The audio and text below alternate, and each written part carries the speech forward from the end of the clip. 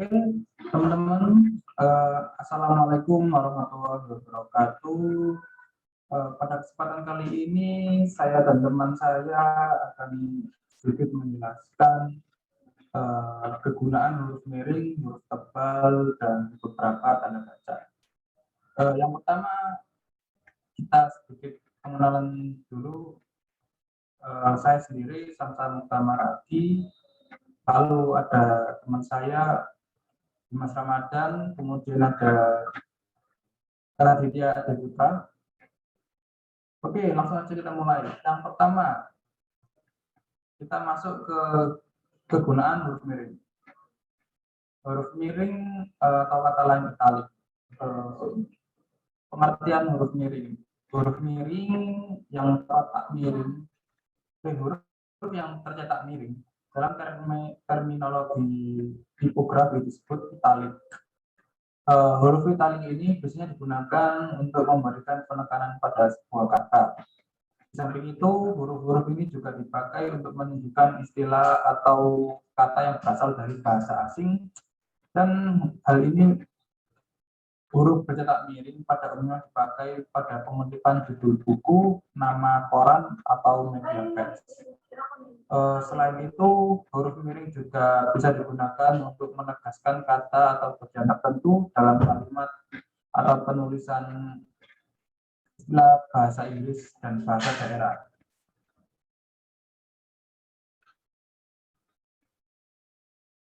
Lanjut. Yang kemudian setelah itu ada juga tata cara penggunaan huruf miring. Penulisan huruf miring pada buku, majalah, dan surat kabar. Huruf miring dalam cetakan dipakai untuk menuliskan nama buku, majalah, dan surat kabar yang dikutip dalam tulisan. Contohnya, majalah Pujangga Baru menggelorakan semangat kebangsaan. Ini yang dicetak miring adalah nama majalah yang dimasukkan dalam sebuah artikel atau kalimat. Yang kedua, berita itu muncul dalam surat kabar Cakrawala. Ya, yang dicetak miring kata Cakrawala juga merupakan nama dari sebuah surat kabar. Yang kemudian huruf miring untuk mengkhususkan huruf. Huruf miring dalam cetakan dipakai untuk menegaskan atau mengkhususkan huruf, bagian kata-kata atau kelompok kata. Contoh, satu huruf terakhir kata abjad adalah D. Dia tidak diantar, tapi mengantar. Terus kemudian ada juga huruf miring dipakai untuk menuliskan kata atau ungkapan dalam bahasa daerah atau bahasa asing. Huruf miring dalam cetakan dipakai untuk menuliskan nama ilmiah atau ungkapan asing, kecuali yang telah disesuaikan ejaannya. Contohnya, Well Tan Chang Haung bermakna pembangunan dunia. Ungkapan Bhinneka Tunggal Ika dijadikan sebuah negara Indonesia. Kalimat yang dicetak miring itu adalah kalimat atau kata yang berasal dari bahasa selain bahasa Indonesia. Oke, next.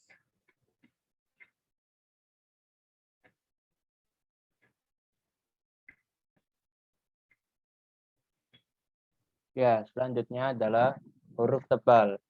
Huruf tebal ini mempunyai dua kegunaan. Yang pertama, dipakai untuk menegaskan bagian tulisan yang sudah ditulis miring. Langsung kepada contoh, huruf D dan H, seperti pada kalimat Ramadan. Jadi, diberi huruf ditebali karena tidak terdapat dalam ejaan bahasa Indonesia yang disempurnakan atau yang sekarang disebut WB. Yang kedua, kata et dalam ungkapan ora et labora berarti dan. Untuk penjelasan contoh yang kedua ini sebaiknya ditanyakan kepada dosen Bu Fatin. Mohon maaf ya teman-teman, kami belum mengerti. Yang kedua, huruf tebal dapat dipakai untuk menegaskan bagian-bagian karangan. Seperti judul buku, bab atau subbab. Contoh 1.1 latar belakang dan masalah. Ini seperti bab pada artikel dan karya ilmiah. Lalu latar belakang, masalah, dan tujuan. Yang ditebali hanya itu saja. Definisinya menggunakan huruf biasa. Selanjutnya, kegunaan dari tanda kurung yang siku. Tanda kurung siku digunakan untuk mengapit huruf, kata, atau kelompok kata. Tanda kurung siku berfungsi untuk mengoreksi atau tambahan atas kekurangan di dalam naskah yang ditulis oleh orang lain. Misalnya, penggunaan tanda harus sesuai, jadi awalnya itu tidak ada dengan, namun dikoreksi jadi ditambahi dengan. Awal kalimat, astagfirullah.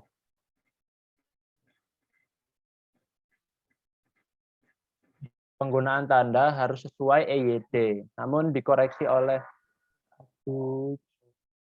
sesuai dengan EYD. Lalu kelakuannya sangat sopan untuk mengoreksi. Mungkin ini salah ketik, jadi diberi tanda kurung siku. Lalu yang contoh ketiga, dia sangat pintar memasak. Ya, seperti itu. Lalu penggunaan lainnya dari tanda baca ini ialah untuk mengapit keterangan di dalam kalimat penjelas yang sudah diberi tanda kurung lengkung. Misalnya, terdapat berbagai macam sistem operasi. Pembahasan lebih lanjut bisa dibaca di bab 2, halaman 20. Ya.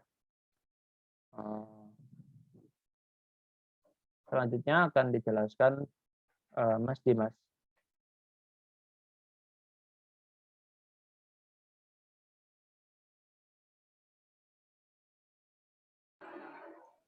Baik, terima kasih kepada Mas Radit sebagai rekan kerja. Saya ingin melanjutkan presentasi ini. Selanjutnya yaitu tentang ampersand. Ampersand adalah tanda baca yang merupakan simbol dari kata sambung atau biasa kita kenal dengan dan. Selain digunakan dalam kalimat, tanda ini juga sering kita gunakan dalam sebuah nama perusahaan. Contohnya Johnson and Johnson. Contoh yang kedua yaitu aku dan dia sudah sering bertemu. Lanjut. Yang kelima yaitu tanda kurung sudut.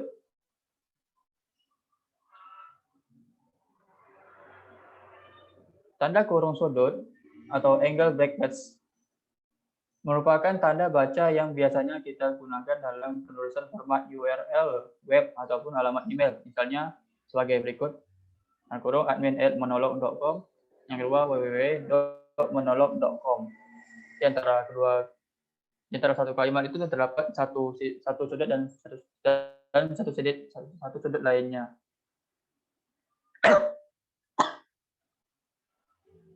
Maaf, lanjut. Itu tanda penyikat.